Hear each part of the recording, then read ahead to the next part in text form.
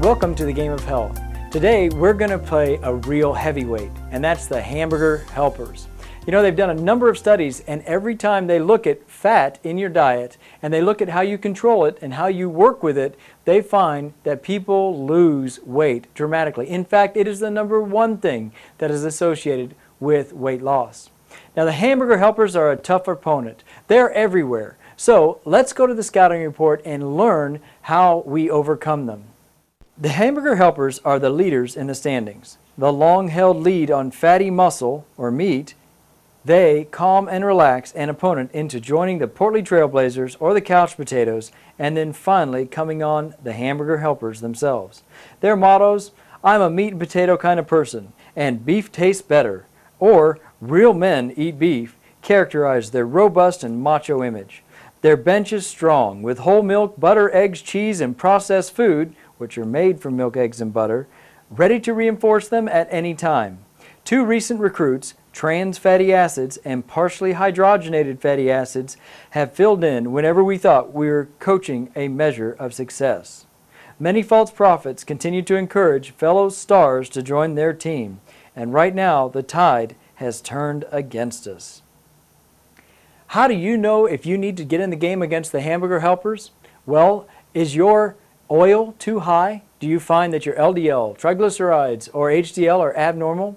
Do you find that your weight's too high, or that sometimes after you eat you feel lethargic and tired and need to go take a nap before you can get going and get your engine running again? Well, we're very lucky today to have Carissa Monroe come and help coach us against this very difficult opponent. Carissa Monroe is a registered and licensed dietitian. She earned her bachelor's degree in dietetics from Baylor University, after which she completed a year of advanced practicum at the Presbyterian Hospital of Dallas. She has since held positions at Texas Scottish Rite Hospital for Children and Baylor University Medical Center and its associated facilities. She also is a child nutrition educator for the Campfire First Texas Council. Her experiences have provided her with a wide range of knowledge in medical nutrition therapy, including such areas as diabetes, geriatrics, intensive and cardiac care, pediatrics, and general nutrition for wellness. Carissa's main interest is in the study of bariatrics, which is weight loss medicine, as well as eating disorders and weight management education. So now let's go to the game and join Carissa as we play the Hamburger Helpers.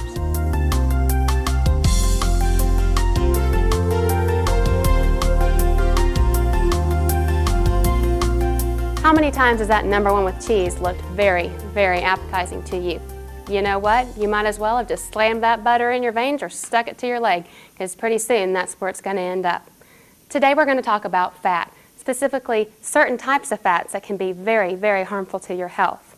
Now, a fat is a fat in terms of calories, but there are different kinds of fats that we need to pay attention to. Types of fats we're focusing on today are saturated fats and trans fats. Let me go through and run the gamut and tell you all about all of them, and then we'll come back to the saturated and the trans. I like to think of monounsaturated fat, which is the good fat, as the angel that sits on your shoulder, tries to get you to do good things, make wonderful things happen for you, and sure enough, it does succeed. By eating monounsaturated fats, which are like your canola oils, your olive oils, found in avocados and nuts, those type of fats are protective and beneficial for your heart. You can think of them as the angel. Now let's move over to that saturated fat. I like to remember him as the devil that sits on your shoulder. Sure enough, he's getting in all kinds of trouble. Every time you eat a saturated fat, it calls out to your liver and says, "Send in the troops." And sure enough, your liver obeys its order and sends out all kinds of LDL cholesterol all over your body. Now if you think back to the Plattsburgh Pirates, that LDL cholesterol is the lousy cholesterol. It can cause heart damage, leading to a heart attack or even a stroke. Now, there's one other kind of fat, and that's polyunsaturated fat.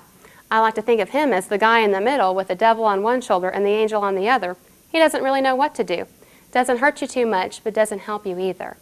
Now, the other kind of fat that we can't forget is trans fat. It's not very naturally occurring. In fact, I don't know if many of you have heard of it, but trans fat usually is found in margarines and convenience foods like chips, like crackers, like all those good things. Well, trans fat, I like to think of him as the devil's twin brother. He causes all kind of trouble. And when you get them together, you really have a problem. Now, How can we remember where can we find these saturated fats? And where can we find these trans fats? And what about the monounsaturated fats? Do you feel overwhelmed? An easy way to remember this is to break foods down into two categories, and they all will fit in one of these categories. Either they come from a plant or they come from an animal. There's no argument about that. Your animal-based foods like your meat, your poultry, your fish, and don't forget your eggs, your butter, your cheese, and your milk, all of those come from animals and in turn tend to have high levels of saturated fats. Now all those plant-based foods, the ones that grow underground, on the ground, on trees, plants, or bushes, all of those foods tend to be very low in saturated fat if they have any at all. That's one way that you can keep things straight in your mind. Now another way, to be more specific, is to check out those labels. You know those nutrition fact lists they put on the side of cereal boxes? They're not just putting them there for your reading pleasure, they're there for a purpose. You want to read those labels and make better, educated decisions. So check out the part of the label right below the total fat where it says saturated fat and pay attention to how many grams of fat you're getting. And here's the kicker. Remember to look at the serving size. Don't fool yourself into believing that you're only getting a teeny amount of saturated fat if you're eating 5 times the appropriate serving. That's one way that you can count your fat in your diet. Now, also, don't forget that there are books. There's lots of information out there that if we choose to obtain can make a big impact on our lives. Now, a lot of places carry books called pocket fat counters, and many of them are very small so that you can carry them in your briefcase, in your purse, with you wherever you go, so that you can make a point to look up what you're eating in case you have any questions. That's another way that you can find out how much fat is in your diet. A friend of mine is very interested in nutrition, and she loves to come to me with the new information she's learned and share it. And sure enough, she is keeping on top of the nutrition information out there. Well, what she told me was that chicken is actually much worse for you than beef. Kind of shocked me, and I said, run that by me again? And she said, yeah, I've heard that chicken is much worse for you than beef. I said, tell me how that is. And she said, well, I don't know, it has more fat or something. So I went on to explain to her that it's not the type of meat so much as it is the cut of meat. You need to look and see. And that chicken she was talking about, she was making reference to dark meat chicken with skin, like the leg of a chicken. Now that meat actually has more saturated fat than does a 3-ounce piece of lean beef tenderloin. Believe it or not, the beef in that case would have been better for you. So don't let anybody make blanket statements and tell you you should never have this or you should always have that. So remember, it's the decision that you make. It's making an educated decision about what kind of meat you'll choose, not necessarily by the animal that it comes from, but by the cut of meat and by how lean it is. And the same goes for dairy products, trying to choose your lower fat dairy products like your 1% or less milk or your 2% or less cheeses. Those are going to make a big difference in the total amount of fat that you're putting in your body in a day. Now here's another option. A lot of people were raised cooking with a lot of butter, spreading it on their toast, using it in their baking and their broiling. Butter has a lot of saturated fat in it. In fact, per only 1 teaspoon, there is 2.4 grams of saturated fat. That's quite a bit. Now think back to those monounsaturated fats, the angel that sits on your shoulder. Canola oil and olive oil can be used in place of butter as a substitution. They only have about 0.3 or 0.6 grams of saturated fat, a huge difference in comparison to using butter in all of your cooking and as an everyday use. Now here's some calculations. You say, that's great information, but how do I know specifically for myself how much fat I'm supposed to have? Studies have shown that we don't want our fat amount to go greater than 30% of our diet from fat. Research has shown that by staying under 30%, you're going to live longer and you're going to be healthier. So let me run through an equation with you. First of all, everybody think about what calorie level they're staying at. Whether it's been given to you by a doctor or a dietitian, you figured it out yourself and you know that at that level I'm slowly losing weight, or by looking at your BMR. Remember, that's your basal metabolic rate, and that number was given to you at your initial visit. Your BMR is a measure of how much energy you expend during the day. So by dropping that number by about 250 points, you can find a calorie level that will promote slow weight loss for you. I'm going to give you the example using 1,600 calories. So say we start with 1,600 calories. We know we don't want to go over 30%, so we multiply times 0.30, and what we get is 480 calories.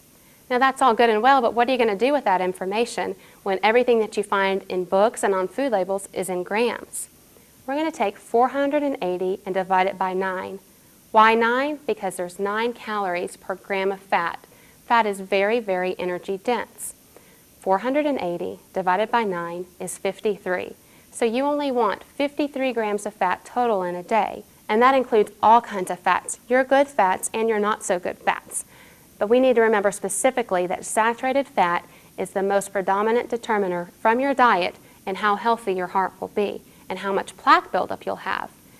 Other studies have shown that by just limiting your saturated fat to 7%, remember your total fat at 30, your saturated fat at 7%, you can really reduce the amount of plaque buildup you have in your arteries.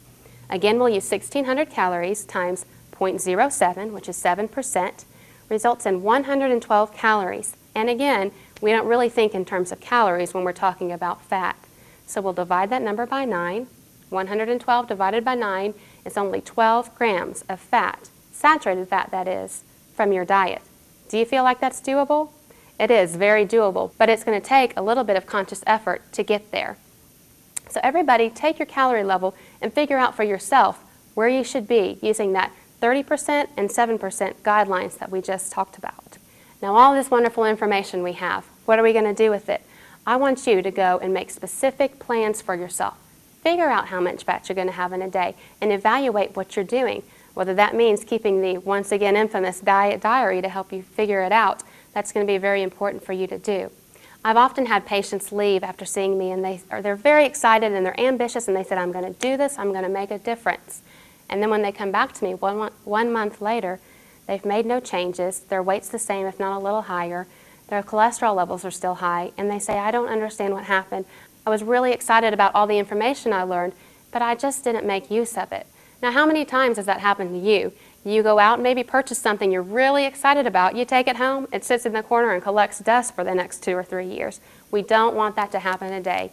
Don't let that happen. Set specific goals. I'm going to count my fat for a week, whether it's before I eat or keep a diet diary, and then I'm going to make little changes using substitutions, like we talked about, using the olive oil instead of the butter.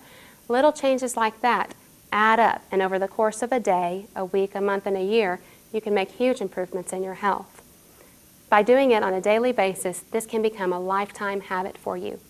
So you know the old saying, ignorance is bliss, but knowledge is power? Now you've been given the power to take back your life, to make a difference on how long you're going to live, how you're going to feel when you're alive, and how healthy you're going to be.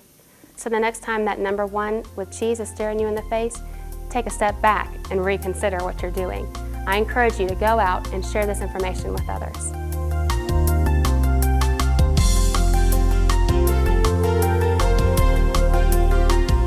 I hope you enjoyed this lesson. Now let's go back and review the game of health against the Hamburger Helpers. How do you know if you need to get in the game against the Hamburger Helpers?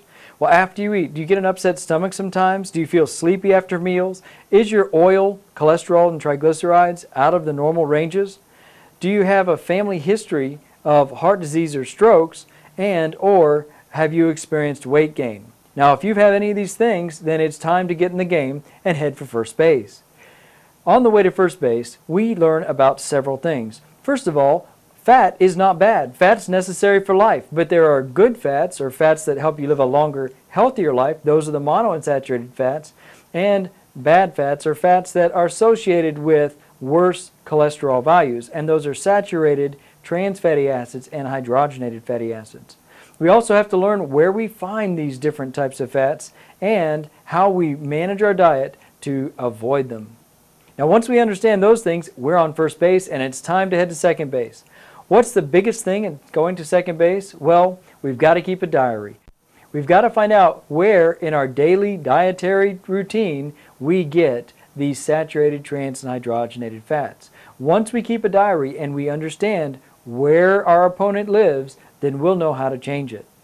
The key to getting from second to third base is practice, practice, practice. Remember that fat has 9 calories per gram, so we really want to keep it out of our diet to the degree that we can, but if we're going to eat it, make sure it's those good monounsaturated fats and not those evil fats that tend to raise our serum cholesterol. Once we get to third base, our body is starting to feel better. We're less fatigued, we're less tired after meals, and our cholesterol is starting to improve. So it's time to laugh our way all the way to home. How do we share this new knowledge? Well, cook for friends, Or when you go out to eat with them, share with them some of the knowledge that you've gained in the game of health. Also, while you're walking the walk, people will notice and they'll start to ask you why you're making these changes. Don't be shy. Share with them your information, and who knows, you may save somebody's life. Well, I hope you enjoyed today's game, and I hope you learned a lot as we overcame those hamburger helpers. You know, I've had more people say to me they feel better, they have more energy, and they really notice the biggest change or drop in their weight when they started to control the hamburger helpers than with any other single lesson in the game of health. So don't underplay the importance of this, and get in the game and beat the hamburger helpers. Remember now, the secret of life is enjoying the passage of time, so don't drive yourself crazy with this. Just gradually make your goals and start to work toward them. Have a good time with other people and reinforce their goals and ask them to reinforce yours. If you'll do that, you'll be successful and win the game of health.